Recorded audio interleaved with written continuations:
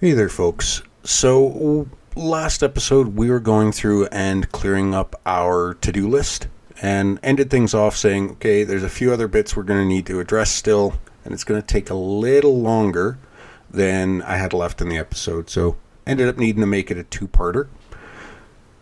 To carry on where we left off, we've got this little note I added to myself here. It's actually between a function because it's a general note.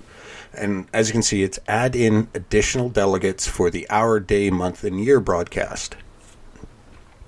The reason being for that is sometimes you're going to have actors that need to worry about an hour update. Sometimes they're going to worry about daily updates. Sometimes they're going to worry about month updates, things like that. So I'm trying to think what would be a good example. I've used them in the past. 7 Days to Die. You have Horde Night. Horde Night is a by day event. It's either 1 day, 2 days, 3, 4, 5, 6, 7, however many you can configure it to. I can't remember all the options, but that is something that only cares about tracking the day, because when that day rolls over, it starts the day-long event of Horde Night. So you get like the red text at noon, you get thunderclaps, you get the red sky at night, things like that. And that's just an example. Another one I can think of is Project Zomboid and the helicopter events that happen with that. It can it's based on the day. It doesn't need to be updated every hour. It's updated every day. So part of that, I want to go through and add in some more additional delegates to our chrono manager, or really this should have been named environment manager, but because it's doing temperature, day-night cycle, things like that. But I actually want to expand it to include weather as well, because everything's in here already. But again, that's further in the series. So we're going to add in some additional delegates, and that's pretty easy to do. You've got these up here. So I'm just going to grab this top one, which is the time change delegate. I'm going to create a couple of these and rename them to hour, day, month, and actually, just for argument's sake, I'm going to also do year. Now you can see IntelliSense is throwing some errors here. And there's a couple of things we want to do as part of that. The F-time data, I'm going to change to int, and it's going to be an hour. Make sure that's capitalized for nice case sensitivity. This is going to be int again. This is going to be day. Actually, day of year, to be precise, because the particular day, like calendar day, 1st to the 31st, bounces back and forth. We want to track day of year. And actually, I'm going to change it day of year, change delegate. Month change, same thing. Int, this is going to be month.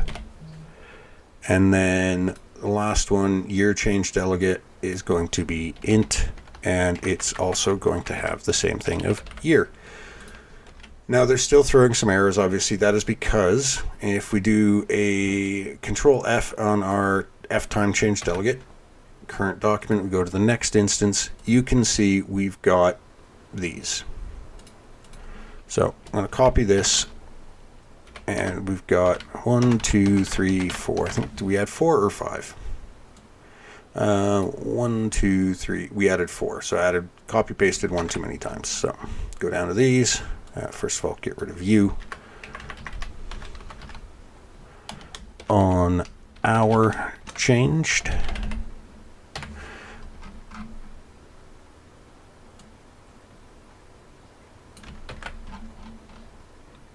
And again, just copying, pasting these, and it's going to be on day changed.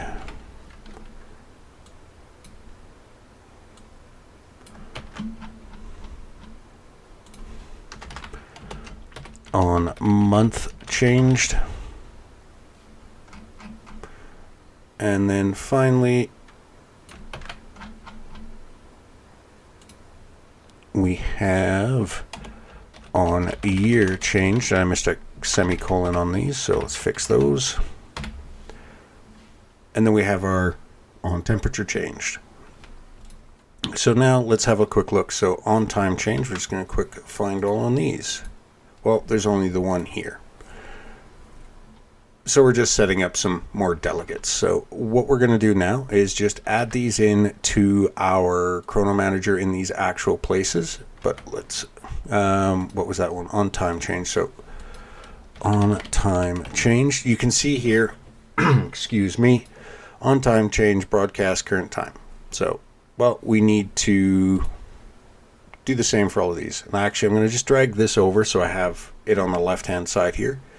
But that's a nice thing with how we set this up with, actually, I'm going to get rid of this time change, or the to-do comment. You can see we have our minute, hour, day, month, year advanced functions, which are what we're looking at. So the first one we added was an on-hour change. So advanced hour, okay, well, we don't need to worry about doing this after the reset, but what we want to do is make sure it is after this. So all we're going to do is on hour changed dot broadcast current time dot hour. And the reason why we're doing it here is we're doing it after we have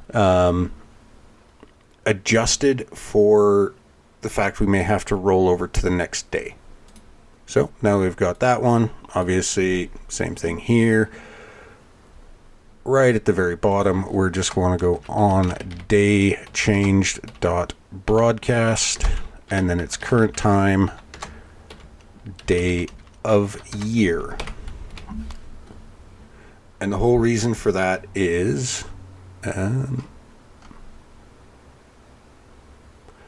we've called our add day of year. Let's just go to the definition of that quickly to take a quick look. You can see current time, day of year. We are keeping track of like the 365/66 days of the year. We reset it here. We don't want to call the function here, the broadcast here. We want to call it in our advanced day, because this is where that day change logic is happening. So, and then we also have advanced month and advanced, on month change. So same thing, we're going to do that here on month change dot broadcast current time of day dot month. And very simple and pretty much the exact same on year changed dot broadcast current time dot year. Now, I understand right now some people may be wondering, okay, well, we've got multiple, it's not saved in here, multiple delegates. Let's go back to our chrono manager base header. Oh, derp, I moved it over to the other screen. I'm trying to think, why can't I see it in the list? So I understand we now have 6 delegates here within our chrono manager. Currently, it is really the only place we're using delegates to this extent, and a delegate themselves isn't a huge issue. To follow suit from the last episode, so what a delegate does, actually I'm going to pull up our harvest actor here so I can work through it. Regrowing harvest actor base. So we have right here, time manager, on time changed, add dynamic. And this is where I mentioned about we're going to have to circle back to that. On time changed, add unique dynamic.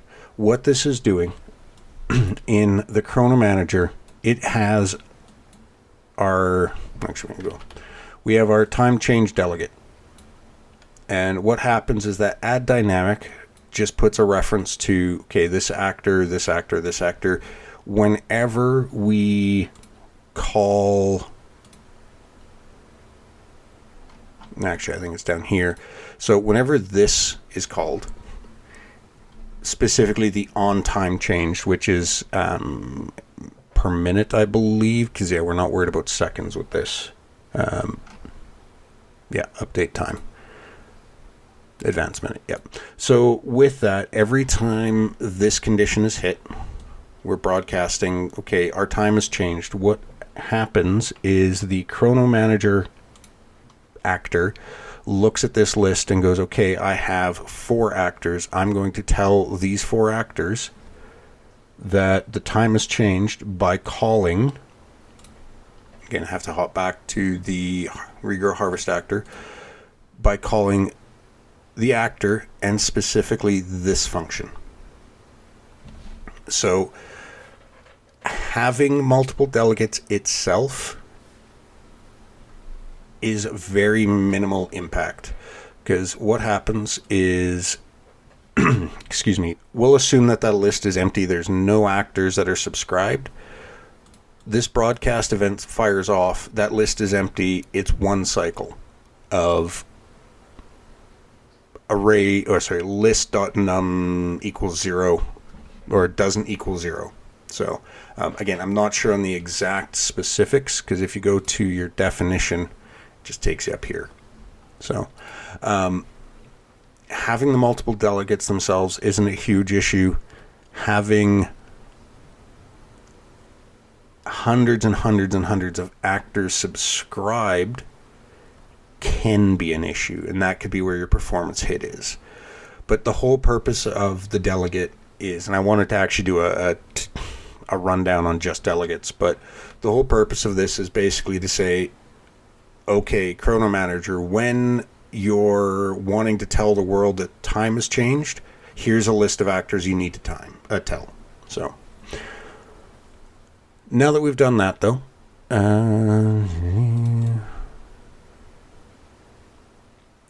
what we're going to do is actually jump back down to the harvest actor. Sorry, brain did not want to work there. So in here you can see we have a couple of different things.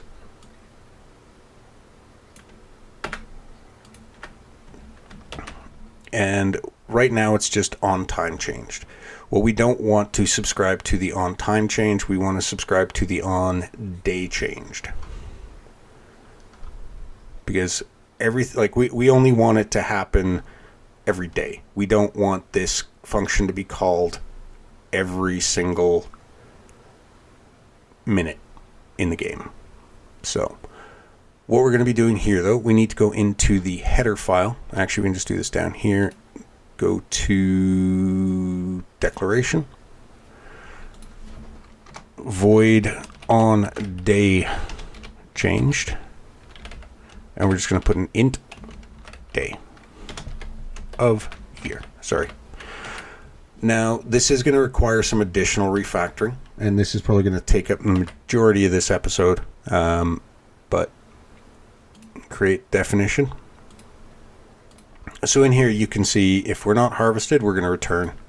Well, we're going to do that. Harvest tracking is a time data. And where else? I noticed 2 other places.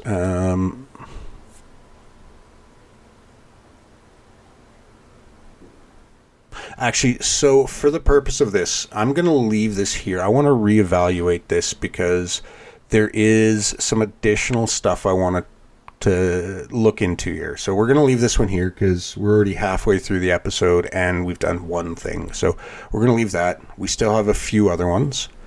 So right here in the Chrono Manager, update temperature. I've got a note of refactor so that they are not both required and only one needs to be present. And the reason being for this is we could have, because again, I've mentioned it in passing in other episodes, I do intend to want to add modding support to this. So you could have a map that we're only worried about the daily temperature, or we're only worried about the annual temperature, so that each month gets a world temperature, but we're not worried about day. So I want to change that. So we're going to go and refactor this slightly. So if both are invalid, we're going to return out of this. Otherwise, what we're going to do is go float. Actually, I'm going to comment this out for the purpose of this, because I don't want to cause some errors here. Current daily and then current annual equals 0. Now, for anyone who's not familiar, this way of declaring variables, it's the exact same as going float current daily equals 0, float current annual equals 0. But what we're doing is we're just saying, okay, we're creating two float variables, one called current daily, one called current annual. They're both going to have a value of 0 by default. Excuse me. And then we're going to go if is valid. Actually, I'm just going to copy these here because we want that. Current daily equals, we're going to grab this.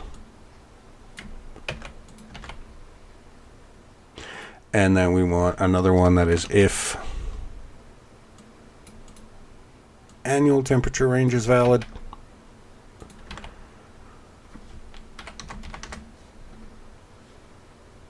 And current annual. We'll just do that. So what we've done here is basically we've set, excuse me, a situation where the temperature is based on the two. And actually what I want to do here is putting another variable in, because I realize this is potentially taxing on doing this because the way this works, update temperature, this is called, as we set up last episode, X number of game minutes, or every X number of game minutes. Well, if this condition is hit, well, we know we never need to call this again. So what I want to do is also add a Boolean control in there for that. And this is going to be in temperature. Now you can see in here we've got the world temperature handle for our timer, tick rate, current world temp. And this is what we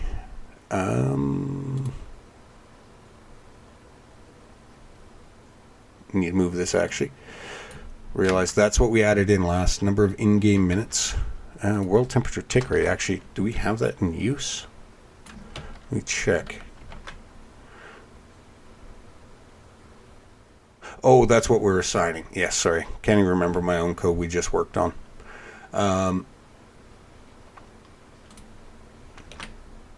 What I also want to do here, and it doesn't need to be a U property, this just can be a Boolean b tick temp equals true. So part of that, we are going to go up to here. B tick temp equals false. So it's the only place we're going to be setting it to false is once we've seen that we have no valid information. We'll find all references to this. I'm pretty sure that is only called as part of that timer. Yeah, so I don't actually need to add that. So I can get rid of this, and we can go about with what we've done in some of our other logic. Get rid of you. Grab our handle to that.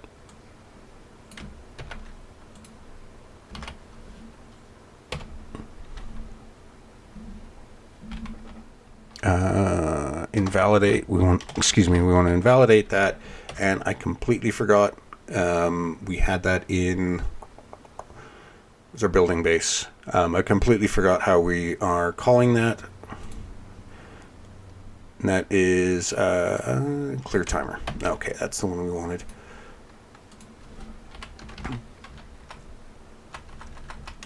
So, and again, the whole reason for this is we have hit a condition, or a condition slash scenario where there is no point in continuing to hit this. We know this has failed. So there's no point in every X seconds calling this function. So we're just going to kill our timer, and it's going to help improve our efficiency. So what do we got here? Finish this logic out. Okay, so this is one from the equipment episode when I was working on the skeletal mesh. I never actually fully fleshed this one out. Now, I'm not going to go through the whole thing on camera because this is pretty monotonous and repetitive, but I just wanted to cover a couple extra ones here to refresh anyone's memory. But what we're going to be doing here is go case, E equipment slot, E equipment slot, thank you. And then we currently have our head. What I'm going to do is actually I'm going to go through and put these in order. So head, legs, set, leg, item, item mesh, break. Now I'm going to go through and finish this off in enum order. So it's going to be case, E equipment slot, and this is going to be backpack, break. And I'm going to finish this all off camera, but just populate this case so it has all of those. Now, I'm going to actually pause the video, do that, and then I'll be right back. Alright, so I finished that off. Now you can see in here I just quickly put them all in, set backpack, set foot, and we already had head, leg, torso. And for now, as I've mentioned in the last couple of episodes, because I'm still trying to figure out exactly how I do it, or I want to do it, I should say, I've left the weapon item as blank. So we can now finish that off. Actually, I'm going to do this though. To do complete once weapon equip is determined.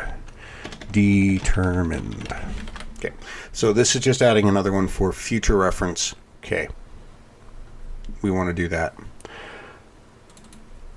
Here's another one. So we have currently, as part of our TF character, we're calling to a function to set movement component reference. And the reason why I'm actually let's go to declaration on this one. I want to check this one. Or a public function. Okay. So what this is, set movement component reference. We're calling a function on our stat line component that sets that. Now, there is a couple of ways we could change that. I'm still currently looking into what is going to be the best way. We did that, however, on our inventory component. And that is here. So I'm actually thinking this is probably going to be the best way. So what we're going to do is copy that. And this is part of begin play. So we're going to go to our stat line component, go to our begin play function. And you can see right here, well, we're already calling some stuff. So this is where my concern is, because also we're not validating this. So what I want to do is this, and we don't have that include. That would be why I thought we did. No, we're just calling characters. So we can actually switch this out. Include base class TF character, and we should be able to comment that one out because they... Actually, I don't know if TF character header includes that. Let me check. Yes, it does. Okay. Get rid of these. And go down to our begin play. Then it's going to be if T owner excuse me, owning care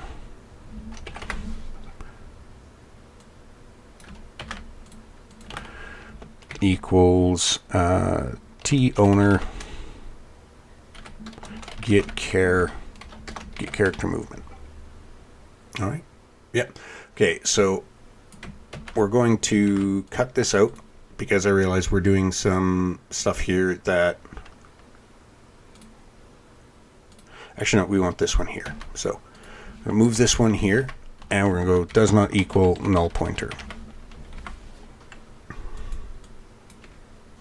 No, that's not what I wanted to do. I wanted to clean out that. Now that we've got that, go back to our task list here. We should be able to just remove this one.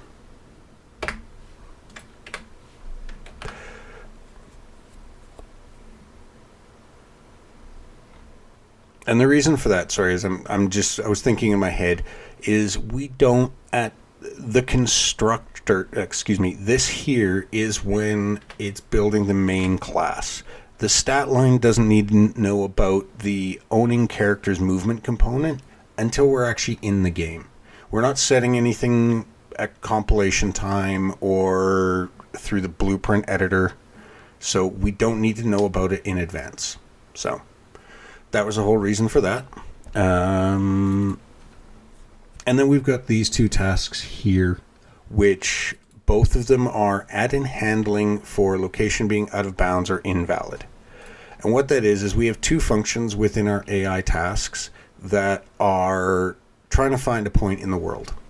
So if nas sys get random reachable point in radius. So we're saying if this is successful, do this. Otherwise, say we failed, because it's just going to drop through all the way down to here. And that's the same with the other one here. This is the only successful. Now, this is going to be down to your own personal preference.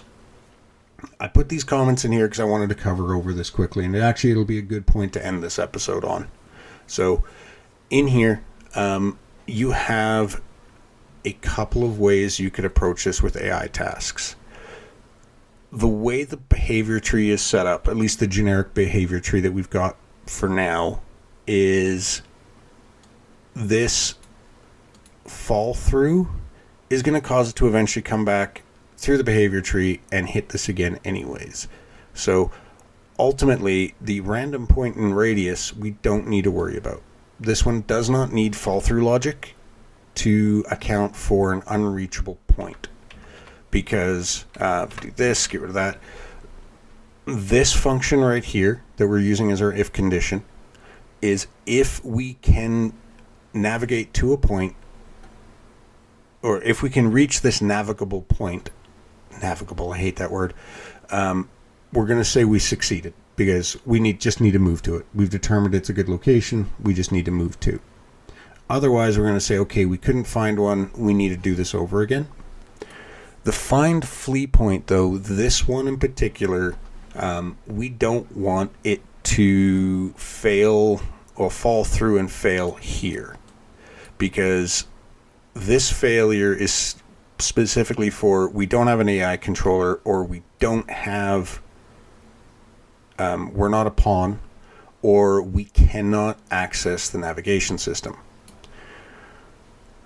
If we hit this condition, we pretty much want it to succeed in like 99.9% of cases.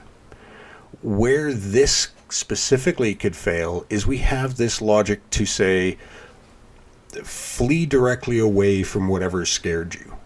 Well, you could be facing a wall, get scared by something behind you, and you can't flee directly away.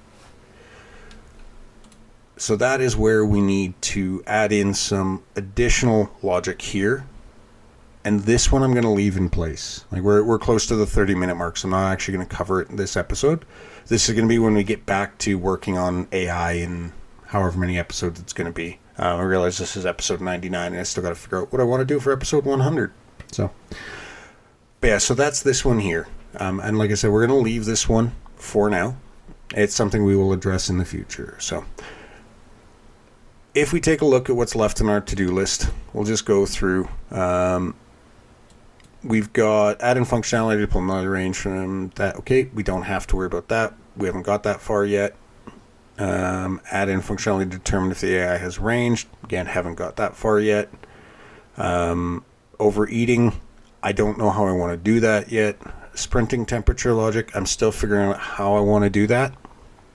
I want to basically say if the character is sprinting, there is going to be a slight offset to a increase in towards an increase in body temperature, because obviously you're sprinting, you're running, you get hot.